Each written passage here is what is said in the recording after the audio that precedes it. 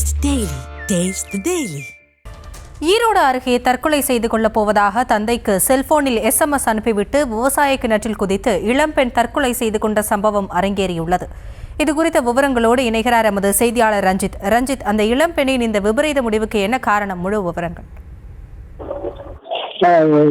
ஈரோடு அடுத்த கைகாட்டி வழக்கு பகுதியை சேர்ந்தவர் தடையப்பட்டவர். இவருடைய மகன் பூபதி அதே பகுதியில் கார்மெண்ட்ஸ் தொழில் செய்து வருகிறார்.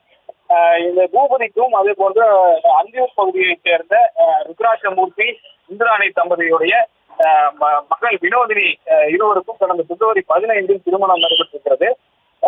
பூபதி மற்றும் வினோதினி இருவரும் ஈரோடு கைகாட்டி வழக்கு பகுதியில் இணைந்து கார்மெண்ட்ஸ் தொழிலை செய்து கொண்டிருக்கிறார்கள்.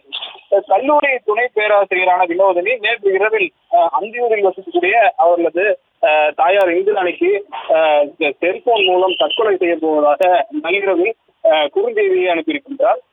இரவில் தூங்க சென்ற மனைவி வீட்டில் செல்போன் மற்றும் நகைகளை கலந்து வைத்துவிட்டு காணாமல் போனது குறித்து பூபதி அதிர்ச்சி அடைந்து இரவு முழுவதும் அந்த கைகாட்டு வழக்கு வட்டாரங்களில் தீவிரமாக தேடி வந்திருக்கிறார்கள். இந்த நிலையில தடையப்ப கவுண்டருடைய பூபதியினுடைய தந்தையான தடையப்ப கவுண்டருடைய விவசாய கிணறு அருகே காணாமல் போன வினோதனின் காலணிகள் கிடந்திருக்கின்றது.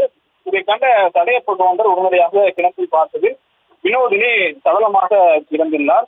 உடனடியாக வீரகுண்டத்திரம் போலீசாருக்கு தகவல் தெரிவிக்கப்பட்டதற்கு அந்த சம்பவ இடம் வந்த வீரகுண்டத்திரம் போலீசார் இது குறித்து விசாரணை நடத்தி வருகிறார்கள்.